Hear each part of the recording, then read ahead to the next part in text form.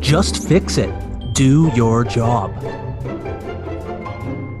If you're hearing our voices, it's time for It's Worth Meeting That Once, a crossover episode of two podcasts where we watch a terrible movie that may be worth watching once and break it down scene by scene so you don't have to watch it, but maybe you should. We're your hosts. I'm Thais, that's Brady, and we're the only two people worth mentioning. What? Wow. No, see, that's why I gave Brady that quote at the beginning, because I figured you're going to have to edit this a bunch. Yeah. I got a lot of editing to do already. Shots fired. Do your job. Yeah.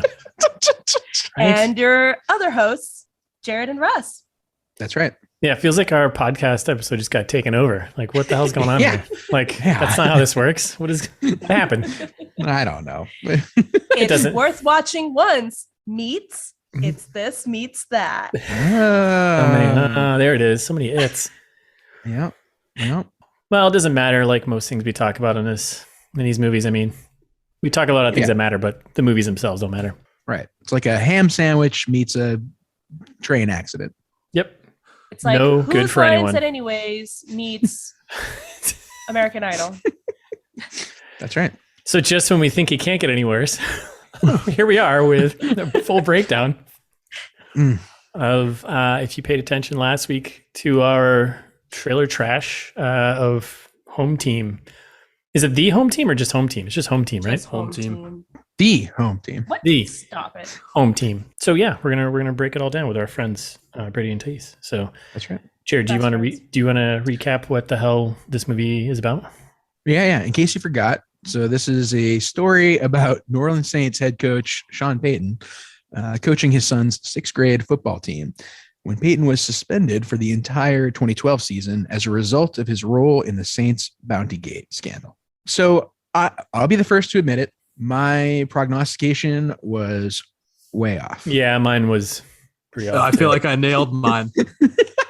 Yeah, Brady got it, I think. Yeah, whatever. We'll give you to this once. Yeah, I was kind of missing the scene that I wanted, of them asking him to come back and then him being like, no, I choose my son. Right. Yeah. Yeah, I when you said that, I was like, but wait, like we know what happened. This was 10 years ago. He goes back and coaches the Saints.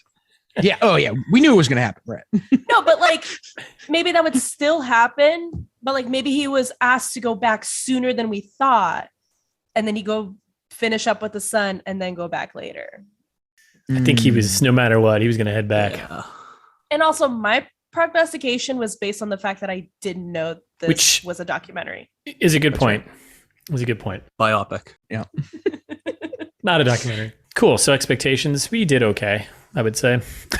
50-50. Yeah, 50-50. Not bad. Yeah. Kevin James does not become Darth Vader. Spoilers for the listeners. Yeah. Taylor Lautner does not end up marrying Sean Payton's ex, not late wife. Right. Exactly. Yeah, she's still alive. Still alive. Unfortunately married to you, Rob Schneider. Rob Schneider. Yes. So quick info. This was I'm going to tell you, we have directed by a couple brothers, Charles and Daniel Kinane. That's what Brady said. Other listeners may not know that. No, of course not. Well, they should go listen to the Worth Watching Once episode then. And you can rate how each of us pronounce these guys' last names.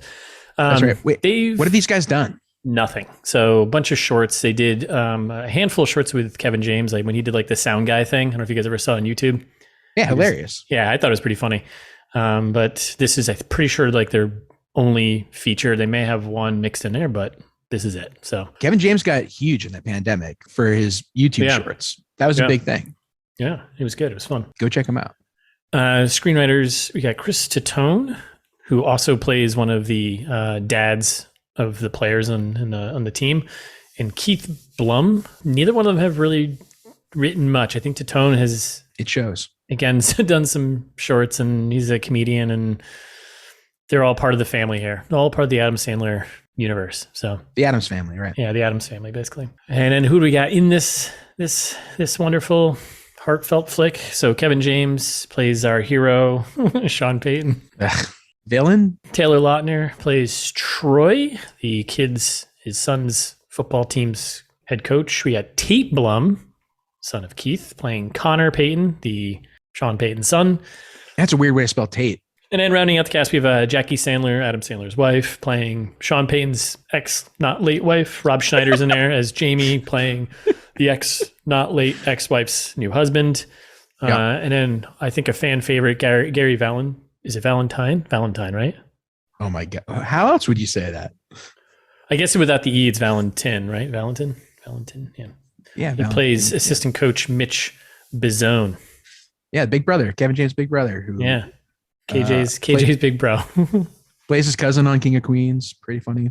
So production budget, off the revenue, all this sort of stuff. Obviously, you couldn't find revenue because it's Netflix streaming movie. Budget was ballpark 30 to 50 million on a budget. Wild. Yeah. So I mean, the budget, obviously it's not the same as making money, it's spending money, but it cost like, I don't know, 13,000 fanatics to make this movie. So put it in perspective for you all.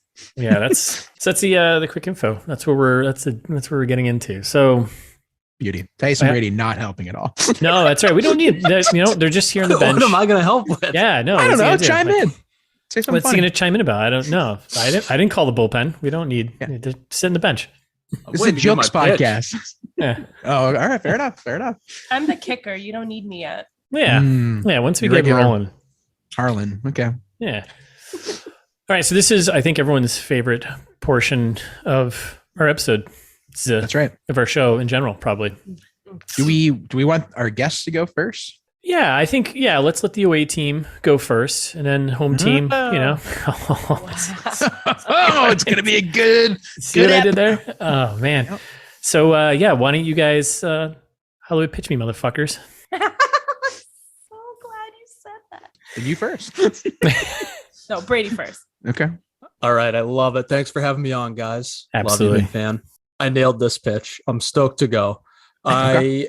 I see that, Russ, it's one of your first options I have in there. Take it. Let me give you mine.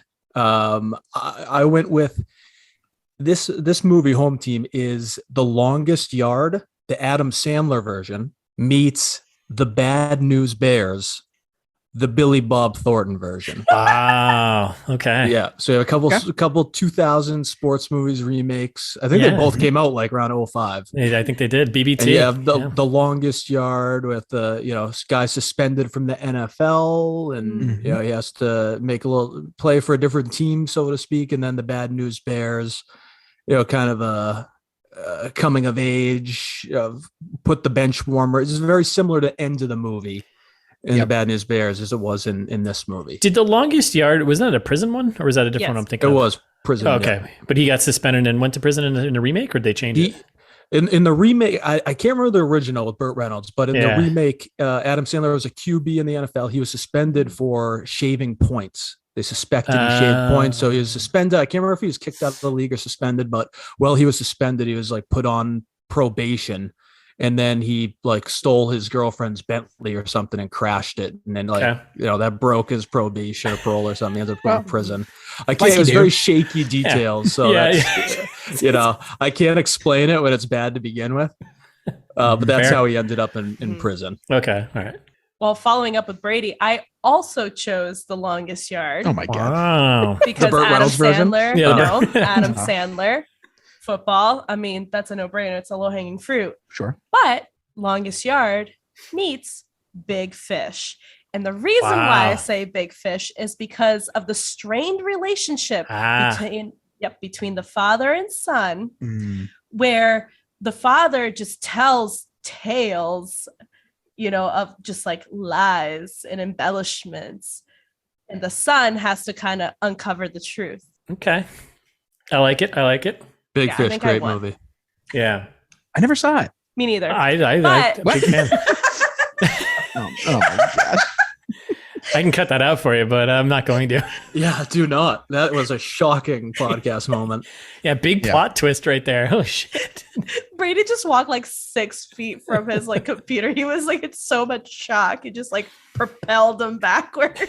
I've never seen his arms go up higher like that. That was it's an M. Night Shyamalan twist right there. What? You didn't even see it? But you're using your Hollywood pitch? Wow. I could tell from the explanation that maybe you hadn't seen it.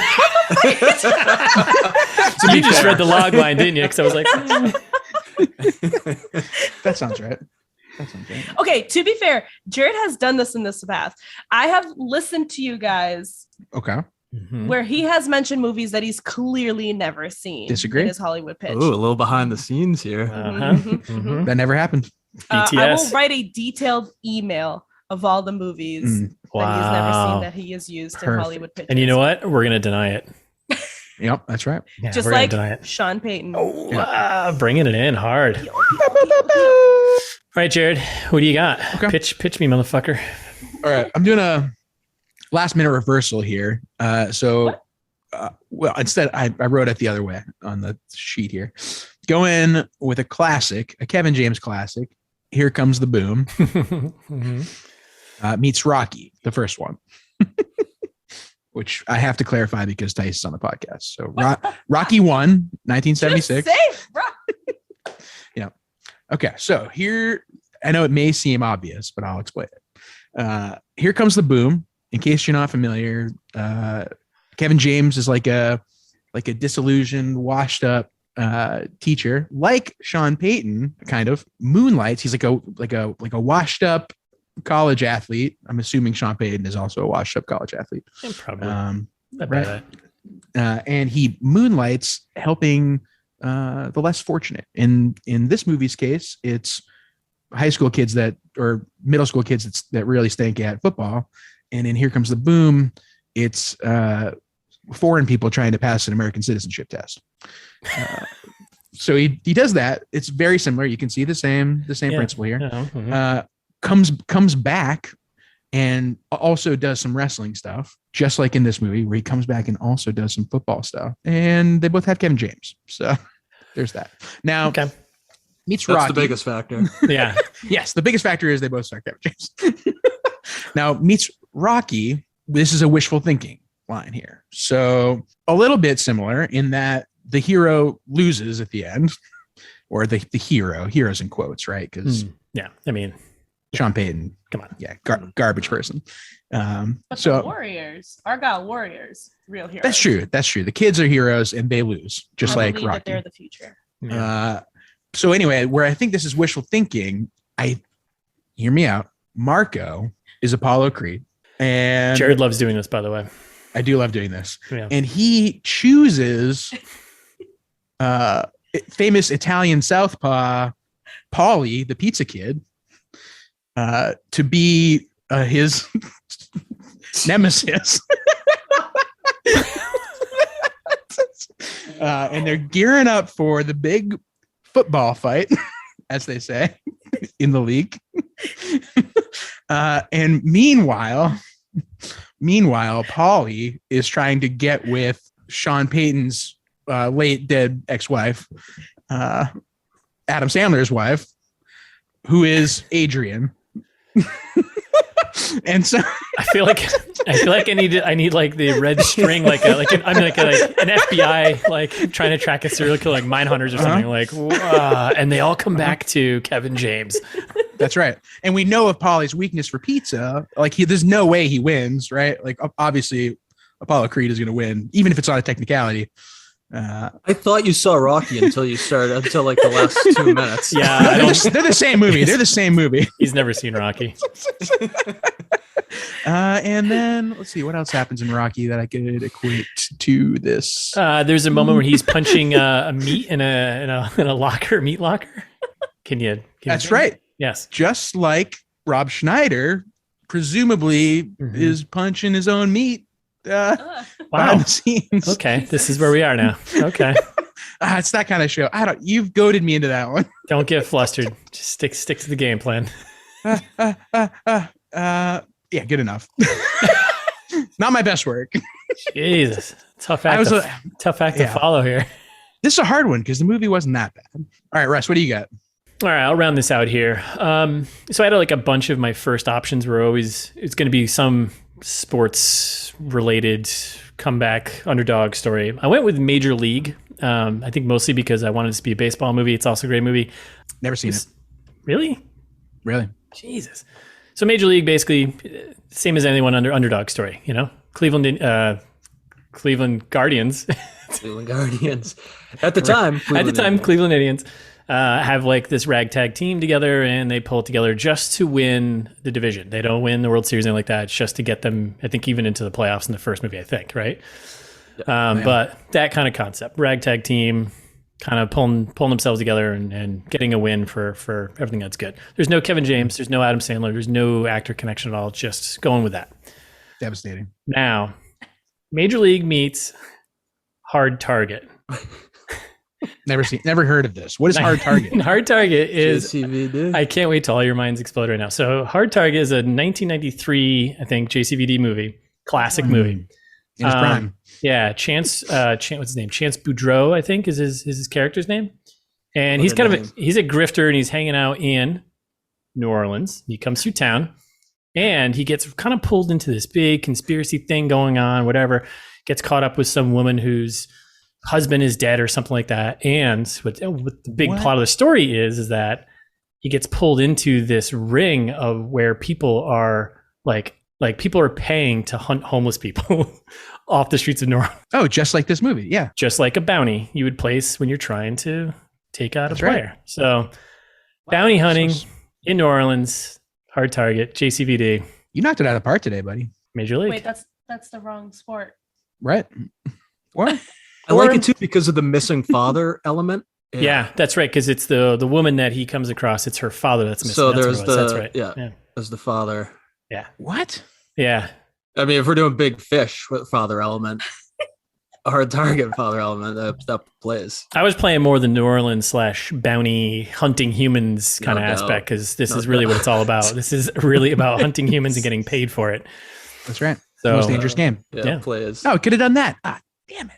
Well, why didn't I think of that earlier? Can I drop in a couple others that I was kind of thinking about that didn't quite make the cut in the end? Sure, we've never done this before. We'll do so Little Giants was on the fest. I was thinking about Little Giants for obvious reasons. I was surprised no one took that one. I had on my list. The Water Boy for obvious reasons. I couldn't really make the connection work beyond football and Sandler. But I was really close to doing Friday Night Lights instead of Bad News Bears, but it's such a good movie and TV show that it didn't quite work. But, for the same reason as Bad News Bears, where it's like in the end, they just come up short, but learn a lot about spoilers. All right. You can't do spoilers for like 17-year-old movies and like 23-year-old books. It's over. It's over. Yeah. Statute of limitations. Boo. Before we do fast facts, yeah. I forgot something in the trailer trash. This is the thing I was going to say at the end of trailer trash yesterday. Yeah. Huge news. Huge ITMT news. Last week, my sister got married. Congrats. Which big listener, big fan of the pod. Yeah. Yeah. Friend of the pod, Elizabeth. Did you give them my wedding gift?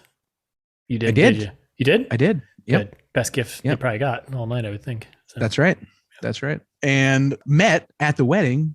Adam Sandler. Other friend of the pod. Kevin James. Not Adam Sandler. Justin Bieber. Not Justin Bieber. Ooh, that would have been a good one. Right. Ben Roethlisberger. No. Oh my God. Who? No, Ben. Our Ben. friend of the pod, Ben. Oh, Ben. Yes, our super fan, Ben. Cabin Ben with Dante's Peak That's fan. right. VHS Dante's tape. Peak Ben. Yeah, That's one right. of 4 tapes he's got up in a cabin, which when I said out loud sounds weird. It's not. No, it's not weird at all. And did you give him my wedding gift that was supposed to go to your sister, but give it to him instead? Yep. Okay. Nope, I didn't do that. But we met him and he's like the nicest guy in real life too. Like he is in his emails. So we're big Ben fans. And also he sent me a book. The Clock too. We love the Clock too. Good on his work. Yeah. He, when you're late at night making drunken promises at a wedding to your friends. Yeah. He was like, we talking about, I know we said we weren't going to, we're talking about Russia and our both love of Russian history and studying that. And he's like, I got a book for you. And he sent me The Man Without a Face, which I've never read, which I was like, he just mailed me a book. I was like, that's a very sweet thing to do, Ben. Wait, Man Without a Face, like the Mel Gibson movie that I was in? Great point. But no, the Vladimir Putin book. Gotcha. Okay. But yes, close. But people are going to be wondering that, so you have to, you had to clarify. That's right. That's That's awesome. Anyway, so thanks, Ben. I'm going to send you a text also, but thanks for.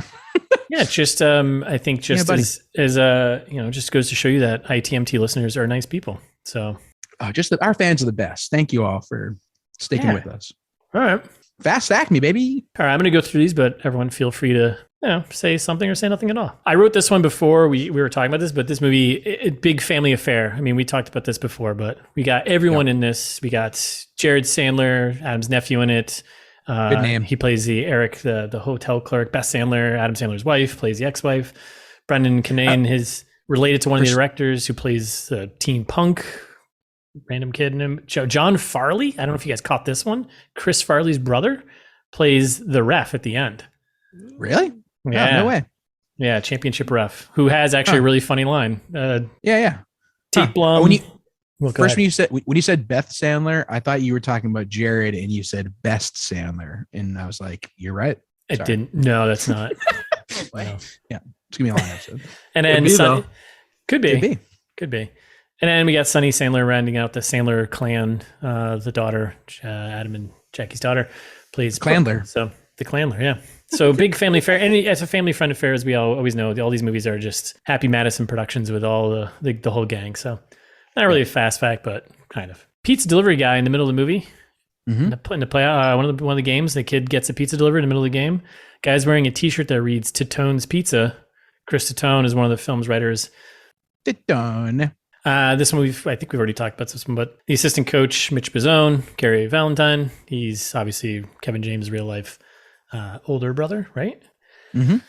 In real life, so in the movie, there's a moment where Sean Payton calls up Bill Cowher for some advice on how to pick apart a Pee Wee football team's defense. He actually called Bill Parcells for advice. Sean Payton was assistant coach for Bill Parcells, right? He came up under him. Yeah, when Parcells was head coach of the Cowboys, he was on the Sean Payton was on the Cowboys for a couple of years, working with their QBs and doing the offense. Yeah, so it's Parcells who really defeated the little kids, not Bill Cowher. That makes sense. Former Dallas Cowboys NFL tight end Jason Witten. He is currently the head football coach of the same Liberty Christian Warriors in Argyle, Texas. He was also the technical advisor on the film. Wow. I don't write them, I just read them. You did great this time. And we got one last one. It's not really a fast fact, but it was just that the day that Sean Payton announced his retirement, this movie came out. Same week. Trailer dropped when he announced, and then the movie came out on Friday. Yeah. Everyone's got to sell a book, Starting up the rehab tour, Yeah. Oh, remember that time I didn't pay those giant people to hurt themselves? I'm gonna make a sports prediction right here that Sean Payton will unretire in like a year or two and coach the Dallas Cowboys. I can see that. I can see that. I think so. Yeah, some history there. I think he's just biding his time for like a year, gonna chill for a year. He is lined up to, there is rumor he's going to replace Troy Aikman on the Fox broadcast with Joe Buck. Oh, really? Which would be even more of a Fox nightmare. But yeah. Troy Aikman stinks. That sounds kind of crazy. Yeah, they're good together though. They've been together for a long time. It'd be a weird thing to break that up. I don't think Joe Buck would be crazy about that.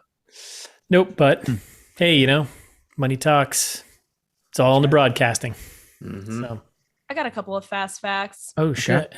For the listeners that may have missed Trailer Trash episode. Okay. I don't know if I mentioned this in the Trailer Trash, but I didn't know Sean Payton was real. Right, you did. That's a good fast fact. That is a very fast fact. That's great fast fact. Facts. The Saints are a real team. Yeah, well, I didn't know the Saints city. were New Orleans team. I thought they were a Texan team based on the movie. Right. Hey, that could be, that's possible. Sure. Right. Yeah. And I didn't know that this movie was a documentary. So those are my fast facts. Biopic. That's right. Biopic. No, it's a documentary. It's historical facts. God, I hate you guys. And my last fast fact is that in elementary school, my best friend's mom's best friend in high school, I grew up in New Hampshire, dated Adam Sandler. And in her senior year, she broke up with Adam Sandler because she didn't think that he was going to amount to anything. Ooh. So, joke's on her. Yikes. right. So, here we are. You've been quick info. You've been fast fact. You've been Hollywood pitched. You've been everything. Introduced to all of us. All the players on the field right now. See what I'm doing there? Yeah. So let's get into tearing this thing apart, down, across, whatever. Yep. Up. We open up. We got the old Happy Madison Productions, right? As is tradition, yeah. When Adam Sandler's footing the bill, we're. You want to make this a Happy Madison production? Send us money. The first here, so I mean, this is it right here. This Thank you. proves it. Perfect. The very Good. first movie that they produced in 1999. Yep. Deuce Bigelow, Male Gigolo. There it is. Wow. No. That's why. Blockbuster, international blockbuster hit. And really anything since then that has Rob Schneider, Adam Sandler, Kevin James, David Spade. Yeah. Yeah. All those movies, those are Happy Madison Productions. Little Nicky, Joe Dirt, The Animal, Mr. Deeds, The Master of Disguise. Wait a second. So what about Netflix originals? We have like The Wrong Missy, Hubie Halloween. Oh yeah, Ridiculous Murder Six. Mystery. Yeah. His Adam 6-movie Sandler contract, contract. an exclusive. Yeah, I think it was 6 movies, right? And I feel like they're just keeping it rolling. Yep. Yeah. I think they've Like you do done with- the 6. Like you did with Sony before it. The Ridiculous Like, Six. They did all 6 of them. Sorry. What about Drew Barrymore? Is she tied to all this? No, she's out. She's not in the scene. Just 50 First Dates, but I don't think she's like part of the crew there. 51st Yeah, like Dates, she and then that and- other movie she was in with him. That's Yeah, like she 50 and First Dates. Jennifer Aniston. I think Yeah. they're kind of tired. They show up in a couple movies. A lot of movies. I think when either of them are like, oh, I could use like a Hawaiian vacation. Yeah. Let me see what Happy Madison has coming up. That's actually a good point because anywhere those movies they're in, those movies take place in like somewhere like really nice. Like Murder Mystery. yeah, That's yeah. Like that was Yeah. Jennifer Aniston being like, oh, I want to go Yeah. to Italy. Like what's Adam got on tap coming up? That was actually not, as far as those movies go, that wasn't bad. Didn't It- see it. Yeah, it was worth watching once. Yeah, it was fun. It was the whole like teeth flossing thing was a funny. You remember gross thing. scenes? Specific Wow. scenes? Well, that one like stuck out to me because it really like made me question how other people floss their teeth. Okay. Because they were doing like a back and forth situation. I do like an up and down situation. Now I just do like a You're all supposed to- around. You're supposed to go in and then right And do like then- a little and then- U and then pop. Yeah, everybody's doing like sawing That's right. motions in their mouth. You don't want to saw. Yeah, you don't want to saw. No, you don't That's saw. what they You, were doing. yeah, no, that's not right. That's not how you floss. Yeah, it's more like a quick pop in, pop out. You're just trying to get the Yeah. stuff out, try to strengthen the gums. You're supposed to Right, go but down on either side in of the the tooth. movie, This is great radio right now. We're all like doing our flossing motion. Yeah. Nobody can see anything. That's all right. They can imagine it. Yeah. Yeah. I'm doing like a motorcycle thing. If you didn't, Yeah. Jared's doing like the Thriller dance. Yeah. I was don't know how doing you like floss, but- Backstreet Boys. What? you gotta get in there, get under the gums, Okay, this is gonna be a long episode, so good transition into the rest of this. into the first non-credits thing that we get. Yeah, February 2nd, 2010, Super Bowl X Live Wait, what was flyover. everybody doing February 2nd, 2010? I was watching the football. So I was I was watching watching the Super Bowl watching Yeah, same. Oh, in my dorm room at Northeastern. I was Right. like excited to graduate high school. Oh, I was probably with Brady. You know what game that was, JD? That was when I lived in West Village C, and that was the infamous anchovy pizza game where Omari, shout out our boy Oh. Omari, and said Johnny he'd bring Pizzagate. pizza over, and he showed up with Papa John's anchovy pizza. Who That's right. And their right I was mind. like, dude, who Go home. brings anchovy pizza to a party? I just He's go like, home. no, Wild man, it's card. really good. Yeah. And Was it? nobody ate any of it. No, I think he took a bite and was like, oh, this is bad. And then because I was in college and like, I just put it in my fridge for like a week because I was Yep. like, hopefully someone is desperate at some point. That's bad. I think if anyone showed up at my house, first of all, Papa John's pizza, and then on top of it, anchovies, I'd be like, just go home. Just go home. Omari's- Savage move. Keep it and go home. Wild card. Love them. I can't have that kind of Shout out wild to card in my Omari. life. All right, we're making good progress here. So we're at the Super Bowl. And we get like some mix boy. of like actual footage, right? We get Super Bowl footage, it looked like, and then shots of them blending Kevin James as the head coach on the sidelines and doing all this sort of stuff. I turned Um, to Jared and I was like, this is CG, right? Like it's like a green screen. And I was like, no, this is real. Kevin James was there. Yeah, he was actually there. Okay, had I not known, If you guys didn't tell me. It was footage of Sean Payton. I know he looks just like him. Right. If you watch the scene, like as Tracy Porter is like running back the interception, you see Sean Payton in the background, like running. Yeah. Oh. Like they just filmed new stuff with Kevin James. Yeah.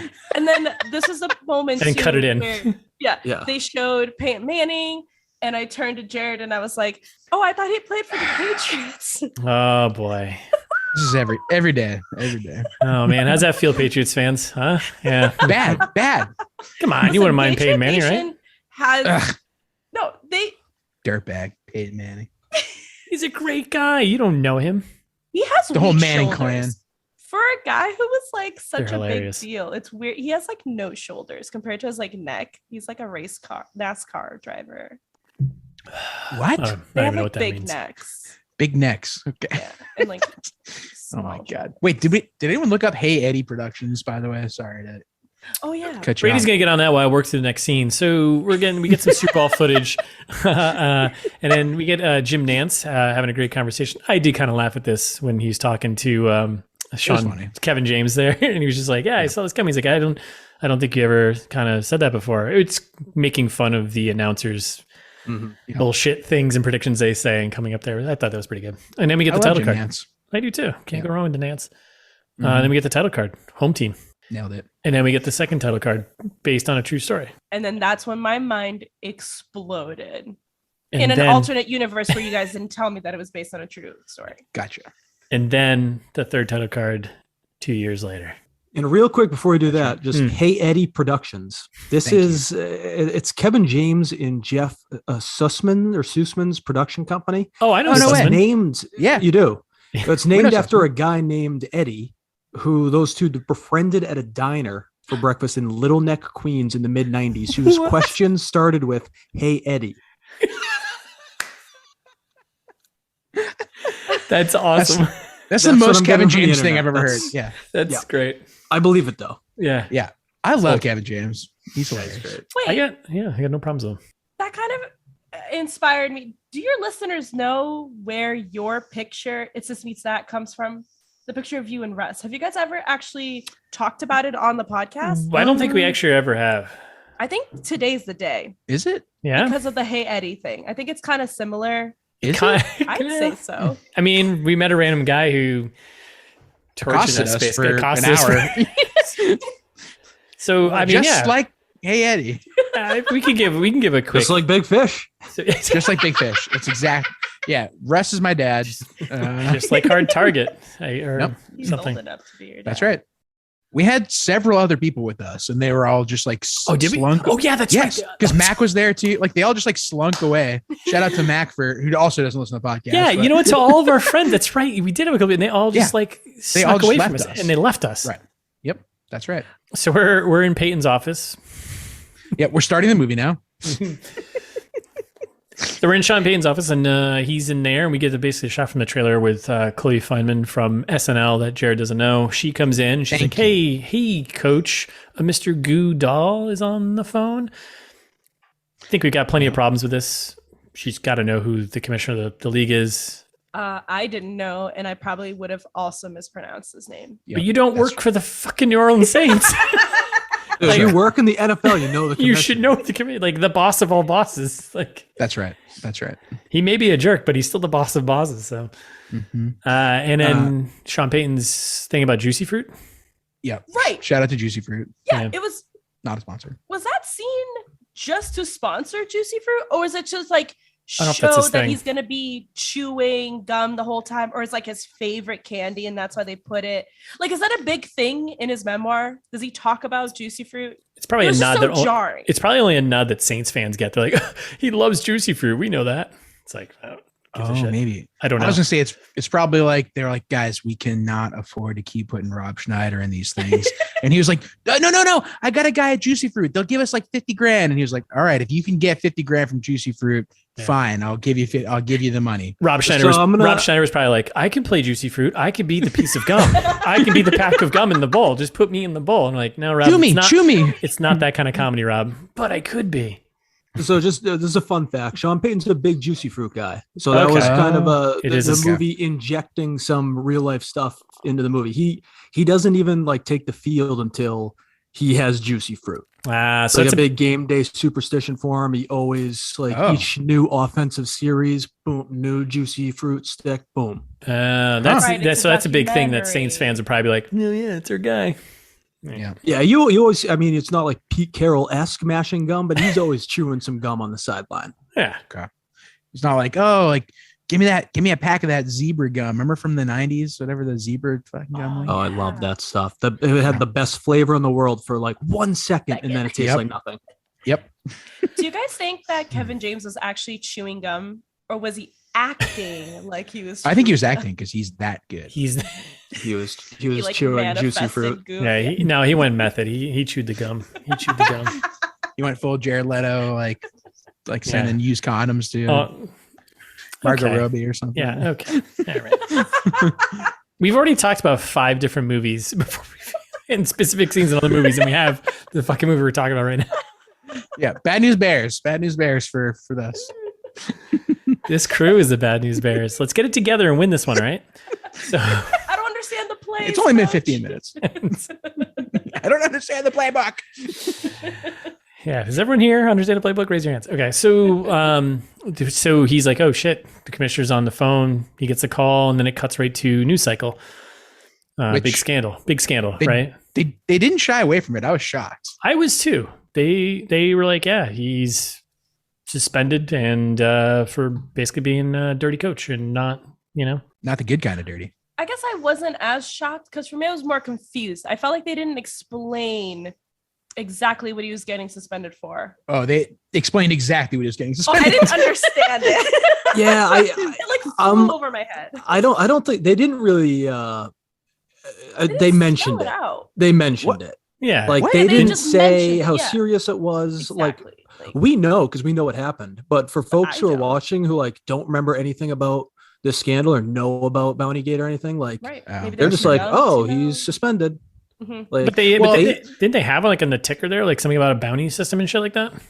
Yeah, you'd have to look at the ticker and know what the bounty system was, and like people watching this, like they're not going to know. Mm-hmm. Well, they did say they're like, oh, he's getting suspended for being involved in the scandal of putting bounties to injure other players in the NFL. Blah blah blah. Like they did. It's super quick. I don't think they really dove into like how serious it was and that there was like a team endorsed system for trying to injure players on other teams. Well, which is a big problem we have with this movie in general is that like they kind of just gloss over that shit and just kind of move on. It's like, so that's why like I was surprised that they were getting into it, but then it felt so quick and then we moved on from it and I was like, oh, maybe we'll find out more throughout the movie. Will we? Let's crack into it. We're cracking like eggs on a hotel counter. On a counter? Yeah, and this is when they get Kevin James. He's like gets pissed and he's like calling his agent or whoever that was. And it's like, just fix this. Like you got to get out in front of this. Do your job. Blah blah blah. Yeah, and then I'm not sure if you guys caught this. So in this scene when he's like flipping out his agent, did you catch it? He was like he was like doing this like Southern accent, but then the accent disappeared. But then it came and then comes back. Yes. All right. Yes, I called it out later when I was like, wait, he wasn't doing a Southern accent at all until like this one very brief line in this scene. And then later on, he kind of commits to it for the rest of the movie and it's real bad. Yeah. And then it's just like, it's just Kevin James wearing a New Orleans Saints visor here. So that's what in the Worth Watching Once episode, you got everyone's complimenting Taylor Lautner here for being a good job. We haven't gotten to him yet in our podcast, obviously, but like I don't know whose accent was worse. They were both horrendous. Yeah, they weren't from Texas. There was no Texas. There was no New Orleans. There's nothing. There's no. Like me and Russ do way better Southern accents. Okay, 100%. But like, is Argyle, Texas known for having an accent? Because we were in Austin and there's no accent there. Oh, that's Austin though. Austin's like that's its own little bubble that's surrounded like no by. one's from Austin. Everyone moves to Austin. But like, is Argyle that way? Also, no, actually, Argyle's like Plano. But smaller. Real quick, fast fact. Worth mentioning once, whatever. What podcast are we on? the whole Argyle thing. Remember in Trailer Trash where I was like, oh, I want to know more about that. Protector of Argyle. Protector of Argyle. Yeah, Protector of Argyle. didn't realize we were in Argyle, Texas. Yeah, I didn't pick up on it because I didn't see the shirt, so I had no idea until I saw. I was like, oh, now I know what she's talking about. And I saw in the movie like Property of Argyle, right? That's like sports fucking. Yeah. The Sox capital of Texas. We'll get there, but I have lots to say about that scene. All right, so we got like a kind of Kevin James Southern accent here. It'll disappear in a moment. And this is definitely the moment where he's just wearing his Saints gear. I think he wears Saints gear in every scene just to let you know that he's not Kevin James, that he is Sean Payton. That never goes away. So scene, he kind of wraps up by pouring himself some whiskey and remembering the good old times, looking at all the photos. And he's like, oh, yeah, right. I've got a son, as he sees a photo of his son. And then we cut to title card of Argyle, Texas, and we're sweeping in over Warriors Field. Oh. Texas shit. Yeah. Trains and fields and stuff. So this is when I didn't realize Gary Valentine was in it. And they are so similar. I was like, is Kevin James playing a second character? I thought the same Yeah, thing. that was my first take too, like an Eddie Murphy type situation. Yeah, well, like an Adam Sandler situation. Like I was like very Sandler-esque, sure enough. Yeah, I thought so too.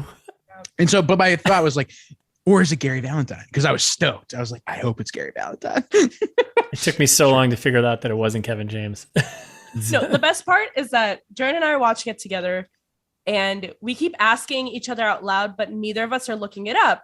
And then Jared's like, I'm going to look it up. I was like, no, wait till the end of the movie. Like we'll find out together. And he looked it up and then didn't tell me. Yeah. Because I love Gary Valentine so much. I had to know. So super fan. We're at the practice here facility, right? For the kids football team. Yep. People are sad about it. Well, I think this is the game. Like people are sad about how the game went, like immediately, right? Oh yeah. And when this is where we get introduced to Taylor Lautner as the head coach for the Warriors, the kids football team. And then the team talking about how much they suck, which, hey, that happens. And then there's like kind of no team unity. We got like the Major League Bad News Bears thing going on here. And Taylor Lautner can't really bring it together. He's just kind of, werewolfing around. Mm-hmm. And that kind of sets that, right? And everyone's kind of bummed. Like all the family gets some shots of the dads there. And Chris Tatone there, who's the writer, is also out there. Everyone's kind of like, our team fucking sucks. That's it. Although number 10 was already like the star. Marco? Yeah.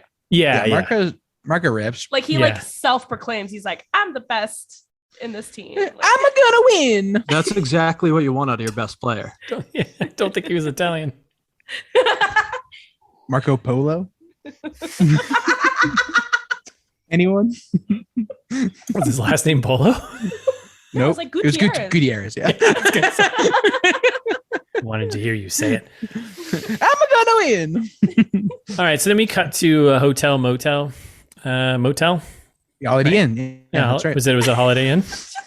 No, it was you said hotel motel. Holiday Inn. Right. We at the that was the joke. Gotcha. All right, so he. No, it's not funny. Yeah, no, definitely not. It's funnier when you have to explain it. I'm leaving that in. Like British comedy, when you have to explain it, that's when it makes it funny, right?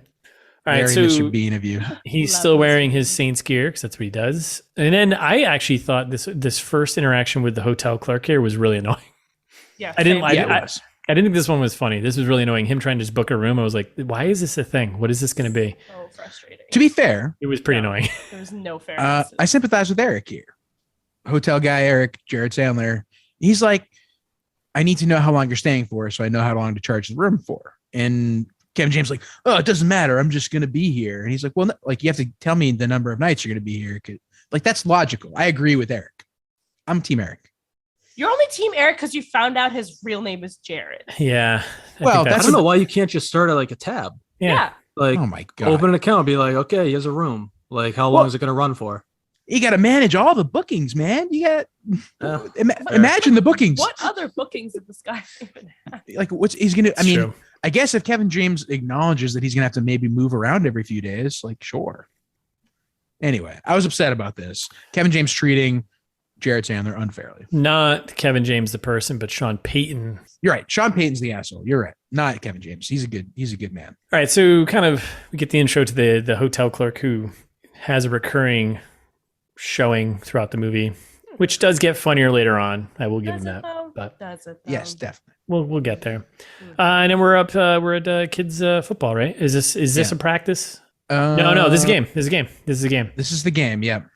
So like They show Sean Payton driving up in a caddy and like, oh, rich guy. Why are we? This guy won the Super Bowl. I also have some. I have some issues with the song choices while certain things happen. One being like, why is this this random country song being played? Oh my god, I love that country song so much. Sean Payton is a famous country singer. Yes, and we're that's in right. Texas. Yeah. I mean, I figured, but it just seems so out of place. More it was less out of place than the CCR song that's played later on, which is about whatever. We'll get to it, anyways. So we pull up, we got this country song playing. Whatever, it just seemed just really bad and out of place. The Warriors, the team his son is playing on, they're losing pretty bad. We get a pretty terrible field goal attempt from our kicker here. Yeah. Well, this is when we get our first my butthole scene from the trailer. Yep. Yeah, which I appreciate. Will become a recurring theme. This was this was my other connection to Major League. We have so we get our introduction of our announcer too, which Pop Warner teams have announcers, I guess, down in Texas. I guess football's that big. Oh, they would have that. Definitely. Yeah. That tracks. So we get an intro to the announcer who's got a couple. He comes back here and there, has some reasonably funny, okay moments, but very much the announcer from Major League. Yeah, my bad. It was Bob Uecker. Bob Uecker, that's it. It was close. And we find out, this is when we find out Connor's number 44, Sean Payton's son, and Rob Schneider is when we find out is the new dad. Sharing the Snuggie. Classic Snuggie. Classic like Snuggie. A double person Snuggie.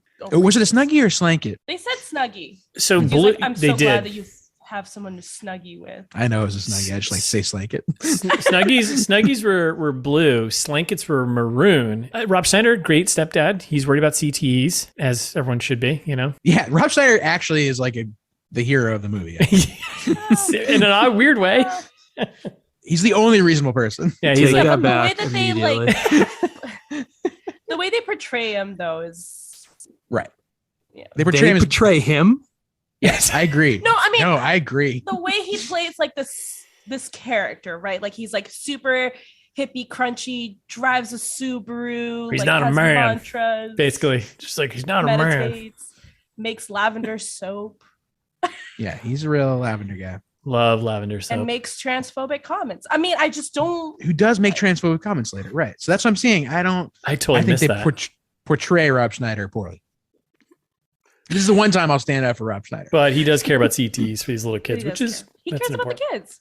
Yeah, super valid. And like glorifying violence in sports and stuff. Like, it's bad news bears. So we get post game stuff, right? And right, Sean Payton. Well, they explain that the game stops when it's 40-0. They're like, yeah, mercy rules. We just shut down the electricity and turn off the scoreboard because it's it's a real embarrassment. I mean, if we're gonna call it out, no. Yeah, if we're gonna call it out, it's a little bit of a setup for a payoff later, kind of. Yeah. Oh, it's absolutely a foreshadow. The likes of which we've never seen. Yeah, it's there. But okay, realistically, you're playing, whatever sport, and like one team is like super overpowered. Like, would you call it quits at a certain? Like, would you let it go on? Like, how long would you let it go on for? For the most part, maybe kids football does. I don't know if it does, but I'm sure there's a bit of a mercy rule. I'd imagine kids football has mercy rule, and baseball, we played mercy rule for sure. And they cut it by an inning, Little League and stuff. Yeah, okay. If you were up like 6 runs or something, it was just like, this is cut it. Yeah. I mean, we played with mercy rules in like work league softball, like as adults, like a few years ago when we played softball or compete back in the day. They're like, oh yeah, the other team's up by 20. Let's call it. Yeah, let's call and go to the bar. Yeah. Well, because like I've only played basketball and like I wasn't in a good team, and it was just like when the timer went up, like it didn't matter the score. Like they just let you get humiliated. Yeah, we just got humiliated. As long as there's still time on that clock, we would be humiliated. Yeah, we would never do mercy rule in basketball, but like they would let the clock run. Like they would stop, like, if it went out of bounds, they would stop stopping the clock. They would just kind of let the clock run out. Yeah, no mercy rules unless the scoreboard goes out. So we get this game. We meet Taylor Lautner. We meet the stepdad. We kind of see a little bit of the conflict between Peyton and his son. Stepdad Rob Schneider invites Peyton to family barbecue thing. And then we meet the assistant coach, who I think at this moment I was like, I'm all in for the assistant coach. I think he's going to be. You talking about Mitch now? Yeah. Like he literally calls out the suspension. He's just like, yeah, man, got suspended. Keeps talking about him. Like, this is great. Just keep pounding him. Yeah, it's awesome. And then we're back at the hotel. Call it. I did kind of laugh at the line from Rob Schneider in that past scene too, when he was like on his way out and they invited him to lunch. And he's like, "Well, I'm doing some interesting things with saffron. Like, come on by." And I was like, "What?"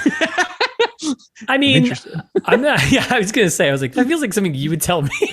Yes, you like, hey man, come on over. I'm making some interesting stuff with saffron. Seriously, yeah, I'm like, that's a you line. I did think the one funny thing that Rob Schneider did was reading 1776 by David McCullough in every scene. Like, that was funny.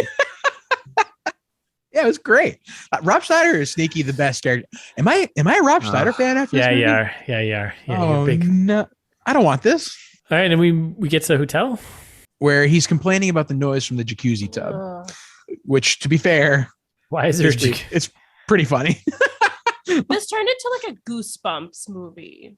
I wanted it to turn into a Goosebumps. Like the jacuzzi was like lit up in like lime green color, and like the noises coming out of it, like it just sounded like a slime monster was gonna like come out of that jacuzzi and like eat the whole town. It was like the Blob. Like Blob.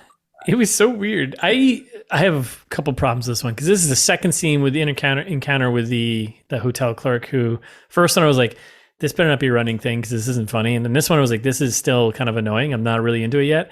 And I thought this one was funny. And he was like cracking. I just didn't get it. I was like, what is happening right now? But like, worst case scenario, I'll bring up a fan that will counter the noise. And I was like, more noise. That's actually funny. Great. Okay, so explain to the listeners. So, freaking Kevin James wakes up in the middle of the night because his jacuzzi in his room is like bubbling up, making like weird noises with the lime green. Like it's like lit up lime green. The jacuzzi. Right. So he calls up the front desk and Jared's twin over here answers the phone, the Lester Jared. Thank you. And he is like sitting on the front counter, just like breaking eggs on his desk. Yeah, I don't get it. I don't get like it. Some eggs he's putting thing. in a thing, like in a bowl, and then other eggs he's just like cracking and he's like, oh no, I cracked another one. Like he's not saying that, but that's like his face is saying it. So Kevin James like, hey, this is real noisy, and the kid's like, oh, I can like, counteract that noise with more noise. Like I'll bring up a fan, and he's like, no, that's not useful. Like go fuck yourself. Yeah. I also problem I have with this whole scene is that. Are they trying to paint Sean Payton having like a tough life? Like he has no money or something? Like he's staying in this shitty motel? Like are we supposed to feel it's like $125? Yeah, he's in the presidential suite, Russ. No. Yeah. Remember?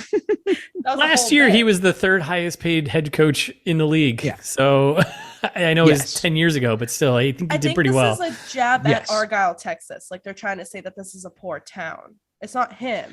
It's the town. Exactly. This is the best room in town. I didn't get Sean Payton's family is living in a poor town. I think it's like a pretty well-off town. Yeah, I don't think so. I think they're just going. I think this has nothing to do with reality. I think they're just going for like cheap laughs. Yes, I agree. I think, and I also would do that. I mean, these are brilliant people. Okay, all right, we're moving on. On that note. Yeah, I mean, this is like I like what Jared is doing here with the eggs. It's very surreal. Like you just really say what you in your third person what you think you're doing. That's right. I'm also when Jared talks about listeners, you can't see it, but I'm sitting here next to Thais just smashing eggs on my keyboard right now. It's very distracting. It's pretty funny. We're not even 15 minutes into the movie, by the way. Let's get moving. Wow, we're only a half hour into the podcast. But all right, so then we get to wife's house there, Beth's, right? Yeah. And we get and Peyton, because it's a barbecue now, right? So we got Sean Payton's there. I'm going to keep saying Peyton Manning now because I'm a little buzzed. But so we get Sean Payton there, and the kids are just grilling him. And we get the kid with the NASA shirt talking about how bad they are. And then the kid's ripping on the old guy, coach. I felt kind of bad about it. I was like, fuck you guys. Mitch? Yeah. Yeah, ripping on Mitch. Like, Kids suck. You can't rip on Mitch. Why not? They're like talking about how he's an alcoholic. Oh yeah, they are talking about how he's drunk. What a weird little like kind of off-putting, kind of weird little side story they put in, like. It's a serious issue, and but it meant nothing. But, like, it was kids like don't understand that, and I think it was to show. Okay, I'm giving this movie way too much credit. Yes, but like yes, but no, do it, because you know what? This is what we do here. We give credit where credit's not due. It was to show like how young these kids are, like how immature they are, to show like how difficult it'll be to turn these gang of hooligans into a team. And they're like, they're making fun of him for like, oh yeah, he's riding a bike because like, his license got suspended for drinking his adult juice. Like, it's pretty fucked up. Air quotes. And then like, and he's trying to like write it off as like a exercise regimen, which we all know it's not. Like, it's definitely not. It's definitely not. Which is hilarious because like all the kids are like fat. Well, I know, but like they're making fun of him. For like not exercising, and then like because kids are these terrible. Kids aren't playing the sport, so like they don't have a fucking leg to stand on. Kids are monsters. Terrible. And then we kind of get Sean Payton's kid kind of ignores him. I don't know. They don't really do a good job of building up. I mean, I guess I don't know. Whatever. It doesn't matter. Well, it's got to give the boy time. So we're at practice, right? He calls the Saints, which Chloe like Brady Fineman mentioned in Worth Watching Once, is like literally the only thing you're not supposed to, like they even said it in this movie. They're like, he's allowed to have no contact with the with the Saints organization. Chloe Fineman's joke is that she's like, I'm not supposed to be talking. I can't tell you anything. And she just hangs up on him. It's great. Not a joke. Like hopefully she did that in real life. He doesn't know his assistant's name, which is, he calls her Emma later. I didn't even catch that joke. No, I didn't even catch that joke. No. Well, because he was talking to her. He's like, no, just like whoever you are, like tell me the thing. Like he doesn't even call her anything at that point. He calls her Emma, and then she hangs up, and he's like, "Oh shit, maybe it was Emily," because he thinks that that's why she hung up, not because he was doing something like stupid, right? Just because he called her the wrong name to show how bad of a person he is and how much he didn't care about people underneath him. I'd buy that. I'd buy that for $1. Yeah. Okay. And then bargain at any price. Kids, just kid football happening, right? We watch the kids get mangled. Like they're all dying. It's horrible. Yeah. It's not going too well. Peyton, we call him Sean Payton or we call him Kevin James? Just call him Peyton. Sean Payton, I think is fine. So Payton he tries giving advice to his kid. Kid's not having it. I have a question about this. Okay. The kids' parents, like on the stands, are like, hey, like, why don't you get in there and like tell my kid what to do? But like, don't tell him what to do. But like, tell him what to do. Do parents actually do that? Yes. Like, are they that like involved with kids having to be good? Definitely. At this, like, it's crazy. Like Little League. It's psycho. Parents are especially fucking psycho people, Texas, especially in the areas where like these sports are particularly like baseball and football in particular, and I mean hockey, all of them. Like it's just parents it's actually a problem. Yeah, I think that it's there's a lot of cases where it's super problematic. In some cases, it's like that is the there's like really socioeconomically depressed areas. It's like that's the ticket out of there. Like my kid has to be good at sports so that they can go to a college that is good at sports, and like that's how we'll thrive as a family now. So it's like that's a problem in itself, but that's a separate podcast. Yes. Well, that's this podcast. We do a little bit of that here and there. But yeah, it's complicated. But they are like this is felt like a real portrayal of parents berating their children over it was real cringe. Nope, it's a real thing. I was kind of hoping they would make more fun of the parents doing that shit because like this is supposed to be a comedy, but I don't know. I didn't feel like they did enough. I mean, there was definitely a moment later on when like they're trying to give him advice and he's like, oh yeah, let me get my notebook. It's over there. And like, oh shit. Well, thanks for listening to us. And I was like, all right, that's kind of funny, but I feel like they could have really ripped into him because like these parents do need like there are parents who are just psychos about it. And it's actually, it's pretty bad, but for everyone involved, whatever. Yeah. And then we cut out to the parking lot where we get some more Rob Schneider being kind of funny again of like, oh, I want some vegan ice cream. It tastes just like ice cream if you've never had ice cream. Brady, you liked it. It's so much funnier when Jared says it. Like in the movie, I don't even remember that line, but Jared just said it. It's funny.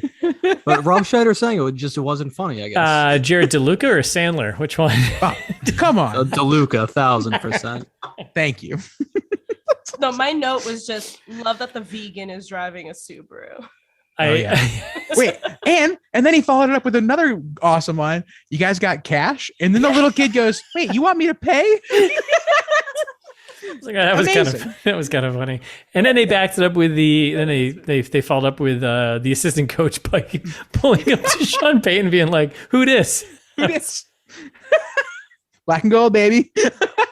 I hated that line. I love it. I thought it was hilarious. That one, I was like, "This is." That was a good little Easter egg for the Saints fans. The Saints fans, yeah. Wait, is this like? Oh, I didn't get it. What does that mean?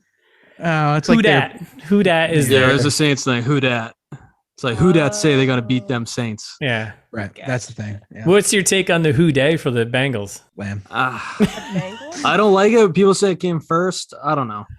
I don't know. I don't buy it. It only came first because they were in the Super Bowl. That's all. Yes. So we're back in the hotel. And then there are demons coming out of the jacuzzi basically now. It's like, and he calls our friend there, Eric, at the front desk. And this, I was like, kind of, I don't know why I did laugh. It's super funny. He's playing Connect 4 by himself. And I was like, God damn it. Like, why is this? It's so funny. That was kind of funny. I think he said like, another tie. Yes. And it's like impossible to tie in that game unless you finish the board. This movie's funny. This movie has funny parts. But only by it had some lines. By the secondary characters, though. That's the thing. Like, it's got like the hotel guy gets better later on, and the assistant coach is, Gary Valentine is just crushing it. But like, that's it. That's what I expect from an Adam Sandler movie. Yeah, it's all the bit parts that are like, oh, haha, what a weird throwaway. Why would they do that? Yeah, like that. Like Adam Sandler's never good in Adam Sandler movies, and Kevin James is always like fine. Kevin James, yeah. It's just Kevin James being Kevin James and Kevin James, right? Exactly. They move the story along in some kind of sentimental way, and then it's always the bit characters that have like, you're like, what?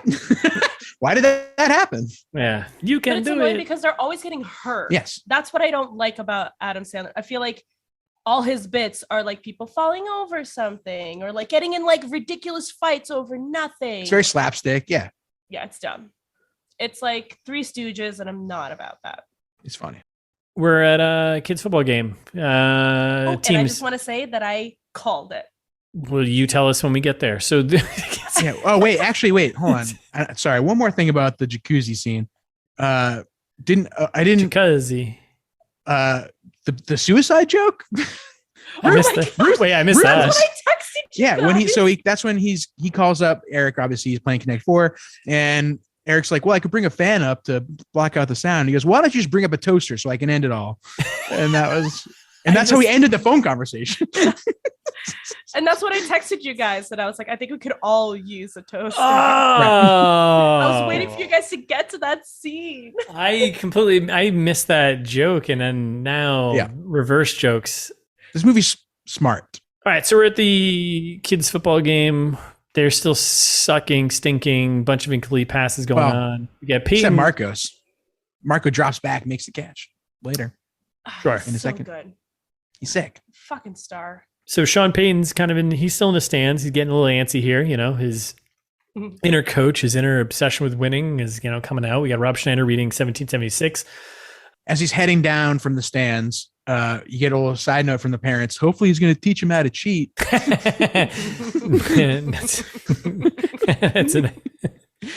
was a great throwaway lines in this movie. Yeah, that was a good line. Yeah, it is. That's, like if you know what's going on, that's a good toss away line. Right. Yeah. But this is one of those things, and it's like a Will Ferrell movie where it starts off funny, and I wish they had just ended it here, but then they continue on with the bit, and I don't like it. So this is when Sean takes his visor off and like tosses it into the field, and he's like, oh no, look at that, my visor's there, I gotta go in the field. And that's how he gets himself on the field so that he can start like coaching. Yeah. So then the assistant coach is like, who threw that hat? And he's like, oh, some guy. And he's like, I'll fucking find him. And like, when he brings it back, it's great. But then he brings it back. It's so dumb when he brings it back. No, No it's way. super funny. No, It's so funny. He brings his nephew. He drags his nephew. He's like, "You're an Say embarrassment. you're sorry. You're an embarrassment to the family tree." What a great. No, that's too much. So he starts beating up this kid, and then like the kid throws him over. He like tumbles on top of like the bench there. It was That's just so it was funny. too much. It was dumb. They've ruined the bit. Nephew. So then we get the first play call from Sean Payton here, right? Yep. And it's the this is what the strong safety blitz on the blitz side. It's the blindside blitz. Blindside blitz, right? So Yep. Which Payton's I wrote. Maybe they get a touchdown. Nice. So Sean Payton's kind of in the background, and we got Taylor Lautner kind of like, all right, around the team, like, all right, here's the play we're going to play, we're going to call, and then you see Payton in the background. He's kind of like, no, don't do that, do this. He's doing hand signals, and Taylor Lautner's kind of picking up. He's like, oh, we're going to do actually a safety blitz on the blind side. Da da da. They go do it. They get a fumble. They pick it up. They get their first touchdown scored, and they celebrate like if they would just won the Super Bowl. Gary Valentine coming through again, just flips the fucking table over, which I love. Yeah. This is when I have a note. This is when I looked it up because I was like, no way that's Kevin James. It's definitely Gary Valentine. Sure enough. And then I also wrote, Thais said it's her favorite movie because she did say that right here. And then she backtracked and said it's her favorite sports movie other than Blades of Glory. So discuss. Your favorite. You got some movies you need to watch. Yeah, like I have a fucking list. So you've seen 2 sports movies? 3 longest yard. Yeah. Yeah. Like I would even throw fucking Mighty Ducks above both. I've never seen Mighty Ducks. Yeah. No, I have. Miracle, I've Mighty snoozed Ducks. I mean, Rudy, yeah. But I wanted to call out in this scene when the kids are freaking out. They're like, "We got a touchdown! We got a touchdown!" The other team in the preview, they're like, "Calm down. It's not like you won a game." In the movie, they don't say that line. No, they don't. They don't, but they do. They do like kind of looking at them like, what the fuck? So that's the first game. So now Sean Payton's he's worked his way into being on the field with the coaches and the team. Team's happy because they got a touchdown. We clearly see Sean Payton, who is an NFL football coach who's won a Super Bowl, can also coach some kids to get a touchdown. You get Taylor Lautner's best line in the movie. Boys, take a look over there. You see what I see? Electricity. Like the scoreboard is still on. Yeah. I didn't understand that line. Oh. I thought he meant like, it's electrifying. Oh my God. Is that your Taylor Lautner impression?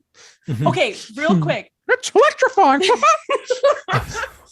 If you close your eyes throughout the movie, don't edit that. It was difficult to distinguish between Connor Payton and Taylor Lautner. If you closed your eyes, they have like the same voice. All right. Well, all right. So we're at JD McGilligan's here, and this is where we have Taylor Lautner, the head coach there, and Sean Payton having a little chat, and Taylor basically trying to convince him to like, why don't you get on the field? Yeah. Taylor Lautner's kind of like this big mastermind here. He's like, I'm going to get the head coach of the New Orleans Saints to have my team win, and I'm going to have him and his son recover their relationship. Stop giving him credit. I think Taylor Lautner is actually the hero of this entire movie. Troy is the soul of this movie. Yeah. No. Heart, soul, all of it. And Kevin James is still wearing some type of Saints gear just so you know he's not just Kevin James sitting at a bar. Well, other than the fact that he's a spitting image of Sean Payton. Yeah, and then we get the assistant coach ripping off a bike off the wall. Yeah, hilarious. Great physical comedy from Gary Valentine. I love this scene. Everything about this scene is perfect. No, it didn't need to happen. Yeah, it didn't need to be there. Taylor Lautner really leans into his bad accent here. Like he's like, yeah, I'm just fixing to get a whistle around your neck. That's all. Like, y'all. Excuse me? Are we heading there? Are we going there? Are we going there right now? Are we doing this? Oh, yeah. We're doing bad Southern accents now. Yes. Fired up. So from this point on, bad Southern accents are acceptable. Thais. That's right. Thais, do not make that face. It is happening. I mean, I'll join in. Mine will be the worst. You said it, Russifer. Roll Tide. Roll Tide. That's is there right. a Southern Brazilian accent? There is. Okay. So we're moving on. So that's it. Assistant coach rips off a bike off the wall and he just runs out of the restaurant, which was hilarious. No, it wasn't. Yep. And then we're back at the hotel. We get Coach doing playmaking montage. Plays. Right? Yeah. And I love, did you see the play Red Revere or something or other? No. Oh, shout out to Revere. And the Purple Haze, which I was like interesting for a high school or middle school kids football play. They won't get it. Nope. Love it. But staying up all night to write those plays makes him miss Bagel Bonanza. Oh, I hate to see it. That's rough. That was so sad. The next morning, right? I did. This was the moment that I now enjoy the Kevin James, Jared Sandler interaction. This was the funny one. So Bagel Bonanza, Sean Payton shows up. He's just looking for some bagels. They're all out of bagels. He goes up to the hotel clerk and he's like, "Hey, are there more bagels left?" And he's like, "Nah," as the guy's eating one. And he's like, "What about those over there in the bag?" And he's like, "Those are from my pregnant wife." And then he says, "First one?" No, third one. This is my third. I've been picking my way through it all morning. No, I meant the kid, not the bagels. Great bit. But it gets even better. Do you have anything I can spread this jelly with? And he says, "There's some hard-boiled eggs over there." He said, "I didn't say the worst thing." He said, "You didn't say the best thing." It's a great setup. That got me. It's a good exchange. It was good. That one got me. That one got me. As you can tell, I'm laughing. Oof. This movie is funny. So then he asked if there was like a scanner that he could like make copies of the plays. And he's like, "It's kind of self-serve." I need 23 copies of this thing. And another foreshadow to a joke that'll land later. Did it land though? Kind of with the kids, but the hotel clerk, he goes and makes copies of the playbook, and then we're back at the Schneider son home, right? The Schneider Dome, yeah. Schneider Dome. Two men enter, one man leaves. That's right. And he's meditating with a flute, crushing some kind of flute. I like to call it chewing screen time right now, with this mindful guru, meditation going on right now. Trying to get the boy to share his feelings. Yeah, so we're in a car ride. And it's we have a tough music chat. Yeah, he asks his kid if he's still into country music. So he still listen to country? It's one of those scenes where it's like the dad is lost touch with his son. Like he doesn't know what his son's into anymore. And he's removed from his life. Exactly. And then the kid's like, "Oh, are you still like paying people to fucking attack other people?" Hey! Thaís getting into it. Talk about. You get it now. Yeah, you get it. Get it. You get the bit now. It's like saying Mel Gibson's a Nazi. We haven't done that lately. But then this is where we get the Sean Payton tells me, he's like, "Hey, I'm going to be your new offensive coordinator." Yay, right? And the kid's like, "Please no, for the love of God. Don't you have like adults to kill?" There you go. Now you're into it. And he says it'll be cool because they can hang. And but apparently Paulie's dad is not super into it. And Sean Payton does not care what Paulie's dad thinks. I think what he really said, I was like, "I don't give a shit what Paulie's dad thinks. You're right. I want a goddamn Super Bowl." That's Jared's favorite character, Paulie. And then we're kids football practice, right? This is where we get the stuffed crust situation here. This is where we get Pizza Paulie. That's right. Speak of the devil. Like the best line of the whole movie. I'm ordering it now so it gets here at the peak of my hunger. Taylor Lautner he's so fed up with this kid. He doesn't know what to do. He's just like, He's like, that makes sense. Like, he's like, I can't argue with this kid. So, like, well, just do it quick. So we get the team practice, and we got just kind of Sean Payton now getting involved and kind of setting the new tone, right? And as they're doing this, everyone's kind of like, all the kids are like, "Oh, is he going to be our new, coach and shit like this?" And he's like, "No, our new offensive defensive coach." Yeah, our offensive. Yeah, and then the kid's like, "Our defense." Yeah, straight from the trailer. It's kind of Bad News Bears-esque. Like, yeah, our defense sucks too. I like that one. I will say again, Gary Valentine crushing it here. I apologize if I skipped over anything else here. You feel free to chime in before I go into this, but this was the best part of this whole scene, was him doing the analogy of presidents and the three of them as coaches, and if one of them were assassinated, who would take over? Oh, so funny. I thought that was just, I thought it was pretty. I thought it was super. good Succession bit. Yes. Of like, if all the coaches got shot, and he's like, well, I guess they'd cancel the game then. They'd probably cancel the program. We wouldn't have football. But if head coach Troy gets shot, I'm technically vice president, so I would take over. But then if I was shot, then. And I like the Polly that asks, right? Like, what if the two of you get shot? Yeah, what if the two of you did get shot? The only other buried line that I liked there was the when Taylor Lautner goes, I want everyone to treat Coach Payton with the same respect you treat me. And the kid's like, oh, we can do better than that. Dude, the kids were kind of funny in this. The kids did a great job. They really did a great job. Yeah. Good delivery. That was all ad-libbed. I hope so. Like, I really hope that kid, like, no, we can do better than that. So we get like the first day on the job. So Peyton gets into doing what he does best, right? Coaching. You get the practice montage, and then there's a little walk and talk, and that's when you get the Kevin James talking to Harlan about how the pros put all the pressure on themselves during practice. They don't have any left for the game. Like, the only way to have fun is to win, and then that's when he gives them all the playbooks. I like the practice montage. You like the practice montage? Yeah, wow. I liked seeing the difference. It set the tone between like what an NFL coach does and what like Taylor Lautner did. Okay. Poor versus good. Like, because Taylor is like, isn't this the scene where he's like, all right, guys, like, let's go. And the kids are like, no. And then Sean Payton's like, the last person to get up, like, has to do laps. And everyone's like, wah! Like, they all get up and like fucking run. Like, just showing like different coaching styles of like Taylor Lautner's been coaching kids and Sean Payton's been coaching adults. Which comes back towards the end. And also, like, again, another thread that they could have pulled on to be a little more interesting was like the fact that like you have Sean Payton, this NFL head coach who's a Super Bowl champion, coming in to a team, little kids football team, and you have the head coach. Taylor Lautner's a head coach. Like, he's got last say of everything. Right. And now you have someone else who's kind of butting in and like stepping on toes. And they kind of plan that later on, but like not enough. It's a kind of... Yeah.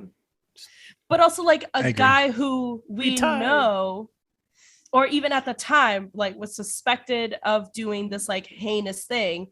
And now you're allowing him to coach kids. Like, clearly, if he doesn't care about adults getting hurt, why would you think that he wouldn't feel that way about kids? Well, that's his lesson learned at the end, right? Yeah. But like, kind of, this was when like things but, was getting, it was just getting icky. I agree. Where he's just like, run laps, like fucking hit each other as hard as you fucking can. Yeah. And his obsession with winning was like coming through just even with kids. Like, if you want to have fun, he explicitly tells them the only way to have fun is to win. Yes. And the only way to win is to with have these playbooks. Yeah. It's a kids movie. It's heavy-handed. Yes. And that's when he gives them the NFL playbooks, basically. And Coach Troy is sad. And then the kids have a little, what play is this? And it's a photocopied bagel, which did not pay off. Great joke from our friend Eric. Thank you, Eric. The fact that he just gave them this playbook and like didn't explain anything, like these kids are just gonna like know the playbook. Yeah. Well, because he told them to like memorize it. Well, that was gonna be my question. Yeah, like I can memorize it and then be like, okay, but I don't have any idea what any of it means. All right, so here's where I was coming from. So band, because this is all I can relate to. Marching band. We had formations that we had to memorize. Yep. If you've been in a marching band for long enough, like if you've played in a marching band before, you know what the deal is. You've done a season of it, you know what to expect. So if like a new director were to come in and be like, here are the new, formations we have to do, memorize it by tomorrow, I'd be like, okay, I know how to read this. But like, was he wrong to expect these kids to know how to read a playbook? So that was my question. Yes. Like, I think so, yes. In football, you should know playbooks. They're 12. Yes. But do 12-year-olds not know playbooks? I mean, I'm not going to pretend to know band, but if it's formations, it's like what you're walking. But a playbook is also situational. Right. And a playbook is going to have more information. So like, if you're a receiver, like you're in the slot, you're the first option or the second option. Or if this guy, the safety does this, you have to block and move into a blocking formation. I don't think like a formation for band has like, it's more straightforward. It's not as more straightforward. It's it's more straightforward, conditional. But still though, like it needs to be explained they've seen what these dots look like. So like, it's not out of the realm for him. They might not have. Like, that's the thing. Like, I don't know. Cause like, again, like you just said too, we didn't see those kinds of things until we got to high school, marching band. Like I never heard of that. Like I've never seen those diagrams or anything like that before. I'm sure these kids are, 7th grade or whatever, 7th, 8th grade. They've never seen they probably never seen. Okay, so playbook that's like my that. question. Like, is it only like when you get into high school that you start doing like these playbooks? Like, so little league, like they're just like go out there and have fun and like do whatever, or should they know how to read a playbook? I know. What's the expectation? That's all I want to know. Regardless I think it of the depends movie, what's the because, expectation? like, if I was playing like rec league basketball, it was more just like go out and have fun. But if I was playing like AAU basketball, that was more like we're drawing up plays. We have like specific plays that we run, positions, certain defenses we have to get into. So like, I think there are guys who play Pee Wee football or Pop Warner football, and they have like serious coaches and they have like a good team who like run plays. And then they have other teams that are just like, you know what, there's a fun league, just go and have fun, learn the game, like, build some muscle and build some endurance or whatever. Even some of those kids, like the plays are probably over their heads anyway. Like they just signed up to have fun. Yeah. Like, Yes. Like Dennis. And they're like, whoa, wait a minute. Right? We have a playbook now. What are we doing? Yeah. Or Polly. Yeah. Dennis and Paul. This is when the mom confronts Sean Payton to toughen up Dennis. Yeah. And this kicks off like this weird little B story thing where like Dennis's mom. Dennis's dad went out to Meineke for a new muffler and never came back. Classic joke. Rest in peace. Dad went out for a bottle of booze and never came home. Dad went out for a pack of cigarettes and never came home. And then she invites him over for gumbo, which sounds delicious. Gumbo. Yeah, I'm a gumbo guy. Gumbo? New Orleans style. All right, so we're on a bus. All right, guys, let's get this under control here. We're on a bus now, right? That's right. We're on a bus. We're on a kid's bus, and I think the bus driver's great. He's telling a great story. Yeah. Other star of the movie here. No, this scene needed to be cut. Gus. No, great character. He's a running back in 86. Saw the best days of his life back then, had a few really good games. Severe jock itch. Happens. He had a cavity. Happens. He had to go help a woman have a baby. Happens. Also had time to save his mama from his heart attack. Well, after they won the game, right. He got home to save his mom. Oh, that's right. All of that while he was, getting that game-winning touchdown, and he still got the jock itch though after all these years. Great. And then we're at game day. So here we are at game day. I kind of skipped a bunch of first half stuff, but if there's stuff that you want to talk about, I went right to just halftime. But well, I was just worried about Dennis. He kept falling down, and I don't know, kept getting hit a little bit. I hate when bad things happen to Dennis. We're not sure what he was playing defense, I think, at first, but he avoids getting hit because he doesn't like being hit. And there's a joke about how does a kid know that he knows it's football. It's a contact sport. It's right.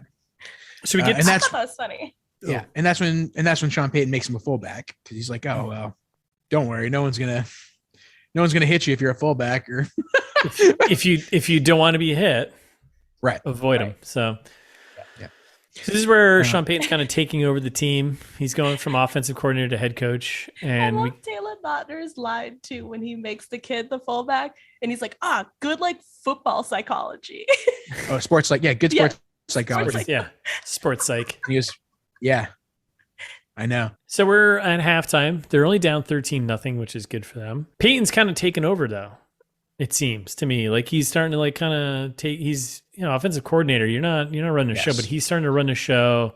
Well, and you get the sense that Taylor Lautner is a little nervous about like, oh, he's kind of overstepping his bounds. And by the way, it's just still kids. Like they're supposed to have fun, but I don't know. It's Texas. Go big or home, Taylor.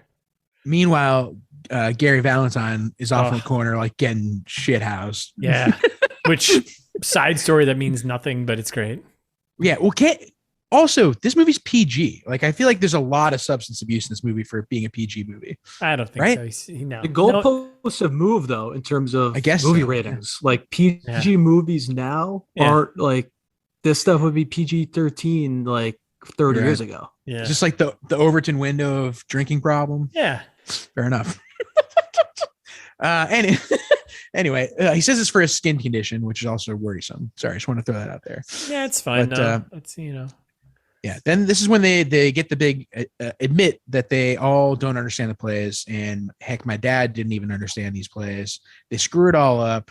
Troy's like, this kid's about to get smashed in the face with a ball, and Troy catches it out of nowhere, because you said, Sean Payton's taking things over a little bit too far, and the kids have no clue what's going on. Yep. And then for the listeners, that's like the hottest scene when like Taylor Lautner catches the ball like last minute. He does have like a nice little Randy Moss thing. It's pretty sweet. OBJ. Ooh-wee. I like to say. And his shirt was even on. We're Randy Moss people on this podcast. It was a nice grab. I think we're OBJ fans here. Anyway. Or Mr. Cup, or Mr. Cup as we like to call him. No, now it's halftime. Finally. You're skipping ahead all the important parts. I'm not. I'm all the fun, the only good lines in this movie. Yeah, crapping in an outhouse while in a rainstorm. That's the best line I got out of this. And then moving on. That line's so funny. Yes, it was. So they're trying to say that Marco is now going to play running back instead of QB. And they're like, wait, you can't play QB and running back at the same time. Wait, that's the other kid. Not Marco gets kicked out of all of that stuff, right? Who's the blonde kid? Marco just gets moved to running back. Yeah, hey, from quarterback. Becomes quarterback. And they get sunshine to do. Hey, everyone else just mute and don't talk and let Jared work him through he'll work himself. Yeah, let me figure this out. Okay, yeah, so the blonde kid, the blonde kid with the long hair, he gets promoted to quarterback, which he's psyched about. Does a little dance in another kid's face, which is kind of funny. You're gonna do the line. Suck it. I wanted to do the line. Yeah. He gets pumped. He says, suck it. All the kids are like, oh, man. And then they're like, wait a second. You can't do both at the same time. And that's when he goes, oh, sorry, buddy. I'll suck it, which is funny. And then he's going to adjust the kids in the emergency room. Troy's not happy about all these position changes because the kids don't know what they're playing anymore. Classic Sean Payton trying to put kids in the emergency room, as we all know. Rob Schneider shows up again, pretends not to know anything. I'm going to steamroll this if you're going to let me. Yeah, I have no other notes. I was like already done. Let him go. We haven't gotten to the outro. Let me go. Let him go. So yeah, how do you not have any more notes? There's so many more things that happen. Rattle it. Okay, so Rob Schneider pretends not to know anything. It's pretty funny. The kids fuck up the new plays. This is after Russ's line that he likes there. We get another on my butthole. You haven't even called out the on my butthole. 20-second clock. Yep. Then we get to the parking lot quick. Marco's dad is real pissed because his kid's a quarterback, natural born. Obviously, he knows this is not supposed to play running back. The parents get all up in the faces of Gary and the bus driver. 15 Gary seconds. Valentine, I mean, not Gary, the character in the movie. So then we get on the bus. We scored a touchdown without Sean Payton. Fuck Sean Payton, say the kids. Troy says he saw a lot of improvement in the kids. They're all happy. They still don't get the playbook. Troy asks, who's confused? Let's go. Then we do the outro. Nailed it. There were so many things that happened. I mean, yeah, but remember, they're all really that important. So, Russ, we're a scene by scene podcast.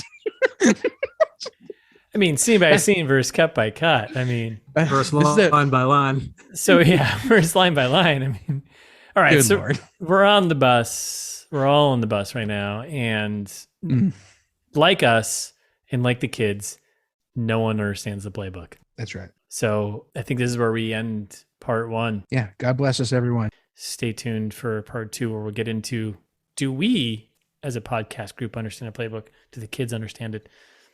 Thanks again for Worth Watching One's crew for sticking around with us. Well, thanks for having us. It was super fun. Can't wait to join you guys in the part two. You can find us at Worth Watching Once on Instagram or WW1Pod on Twitter. And you can always visit us at worthwatchingonce.com, where you can suggest what movies we should be watching. Also send us an email at worthwatchingoncepod@gmail.com. Love being here. Thank you guys. Looking forward to part two. Peace. So with that, thank you all for listening. All of the listeners from all over the world and those 7 states we're going to get to. Someday. We'll get you. But thanks for listening. We'll be back on Thursday with part two of our breakdown.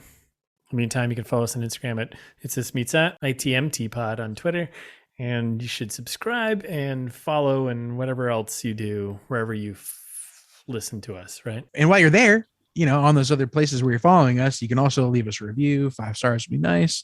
Say something mean, make a good sports joke. Say something about Worth Watching Once, maybe do a plug for them. Yeah. If you're feeling so kind. Or you can send us an email. It's thismeetsthat@gmail.com. Or you can go to our website. It's thismeetsthat.com. We have other pages besides Barely Lethal Part 2. So check them all out while you're there. But yeah, go to the website, sismesats.com again. And if you send us an email, it's still in effect. I'll send you shit. No, but we didn't say it yet in this episode or in Trailer Trash. Yeah. Send us an email and we'll still send you a little ITMT goodie, just like my sister so far, the only one who's claimed one. And Ben, I left him one in Texas. Dale. See ya.